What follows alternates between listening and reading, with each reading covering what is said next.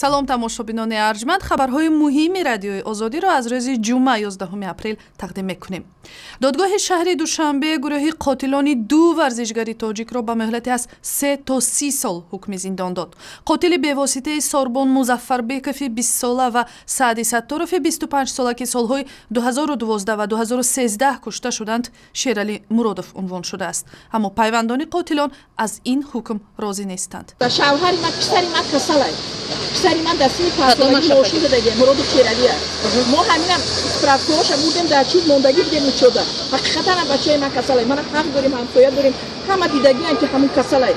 дар мошин задагӣ биша 5 солагӣ дар больница хо рафта баромадагӣ касали рӯҳӣ дорад ки политсия мегираша, судруги аввал мегирад, баъди мошин задани политсия мегираша.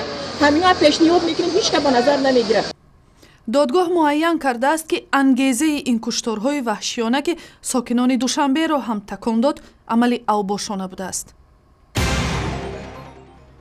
ширкати давлатии Тоҷик хориҷакор ки дар ирсоли нирӯи корӣ ба Русия ихтисос дошт, барҳам дода шуд. ҷои онро оҷонсии таъмини кор дар хориҷа гирифт ки дар назди вазорати кори кишвар ташкил шудааст. ин оҷонсӣ бояд акнун дар амри тавсеаи бозори кор дар Русия барои шаҳрвандони Тоҷикистон мусоидат кунад.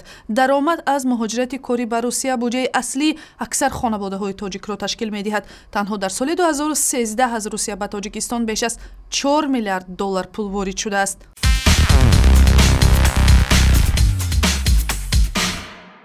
ва ҳоло дар мусоҳибаи рӯз ба ҷомеашиноси маъруф Саодат Олимова муроҷиат мекунем.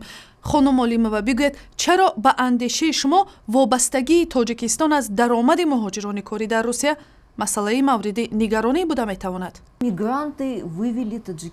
муҳоҷирон буданд ки Тоҷикистонро аз буҳрони иқтисодиву иҷтимоии баъди ҷанги шаҳрвандӣ раҳо карда сулҳро дар кишвар пойдор карданд ва саҳми дигари хеле муҳими онҳо коҳиши назарраси фақру бенавоӣ дар кишвар аст.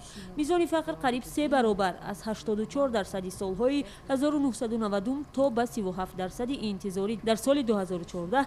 ин хеле натиҷаи муҳим аст. маблағҳое ки аз ҳисоби муҳоҷирон ба кишвар ворид мешаванд роҳи хубе барои ҳал кардани масоили иқтисодии кишвар дар кӯтоҳ муддат буд, вале ин чиз пеши роҳи пешрафтро мегирад. ҳоло ки дар марҳилаи дуюми баъди муҳоҷирати азими шаҳрвандон қарор дорем, бештар паёмадҳои номатлуб ва манфиро мушоҳида мекунем. дар дарозмуддат бошад, ин раванд кишварро вориди бумбаст мекунад. доходов мигрантских семей покрывается за счет перевода. Это очень много на самом деле. Это очень-очень много. ташаккур. дар пойтахти Тоҷикистон шаҳри Душанбе вақтҳои охир шумори ошхонаву қаҳвахона ва тарабхонаҳои исломӣ афзоиш меёбад. дар ин муассисаҳо ба таври ошкор навишта шудааст ки истеъмоли машрубот ва ё бо худ овардани маводи алкоҳолӣ манъ аст ва тамоми маҳсулот аз моли ҳалол омода мешавад. исми ин тарабхонаҳо ҳам бо хусусияти мазҳабиашон аз дигар муассисаҳо фарқ мекунанд. ҳарчанд омори дақиқи вуҷуди тарабхонаҳои исломӣ дар Тоҷикистон маълум нест, мушоҳидаи хабарнигорони озодӣ нишон медиҳад ки адади чунин муассисаҳо кам набудааст.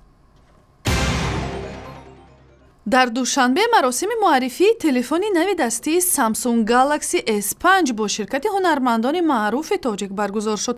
масъулини ширкати Samsung ва Oriono Media барои тамошобинон инчунин аз роҳи лотерея 3 телефони навро тақдим карданд. қимати нави телефон дар бозорҳои Душанбе аз $700 боло арзёбӣ мешавад. зимнан тавассути ҳамин телефони ҳамроҳ ва телефонҳои ҳамроҳи дигар шумо метавонед саре бизанед ба сайти интернетии радиои озодӣ, шабакаҳои иҷтимоӣ, Facebook, Twitter, YouTube ва хабарҳои охиринро дарёфт кунед.